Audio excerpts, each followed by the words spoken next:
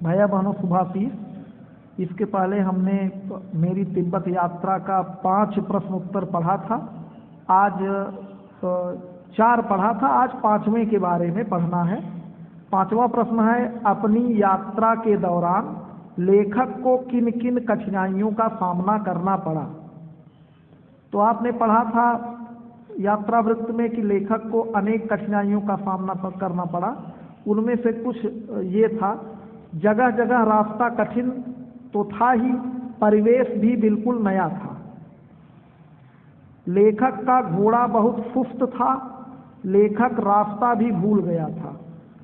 भिखारी के देश में लेखक को यात्रा करनी पड़ी, तेज धूप में चलना पड़ा। लेखक को रुकने के लिए उचित स्थान नहीं मिला। तो 4-5 ये पॉइंट हैं जिनको आप लिख सकते हैं।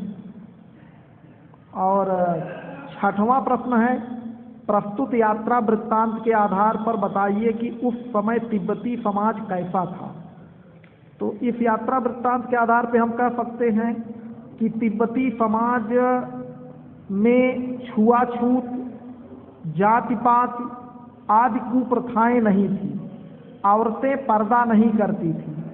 उस समय तिब्बत की जमीन जागीरदारों में बटी थी और जितनी भी जमीनें थी वो मठों के कब्जे में रहती थी।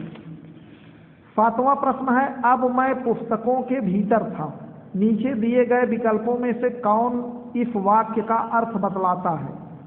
तो इस वाक्य का अर्थ पहला ही विकल्प बताता है कि लेखक पुस्तक पढ़ने में रम गया था।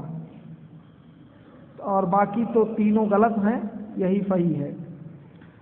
नीचे है विषय एक दृष्टि, रचना और अभिव्यक्ति। सुमत के यजमान और अन्य परिचित लोग लगभग हर गांव में मिले। इस आधार पर सुमत के व्यक्तित्व की किन विशेषताओं का चित्रण कर सकते हैं। इसको अपने मन से लिखना है, फिर भी हम कुछ आपको बता दे रहे हैं। जैसे सुमत मिलनसार एवं हंसमुख व्यक्ति हैं। सुमत के परिचय और सम्मान का दायरा बहुत बड़ा है।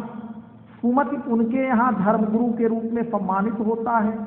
सुमति सबको बोध गया का गंडा प्रदान करता है। लोग गंडे पाकर धन्य अनुभव करते हैं। सुमति स्वभाव से सरल, मिलनसार, स्नेही और मृदु रहा होगा, तभी लोग उसे उचित आदर देते होंगे। सुमति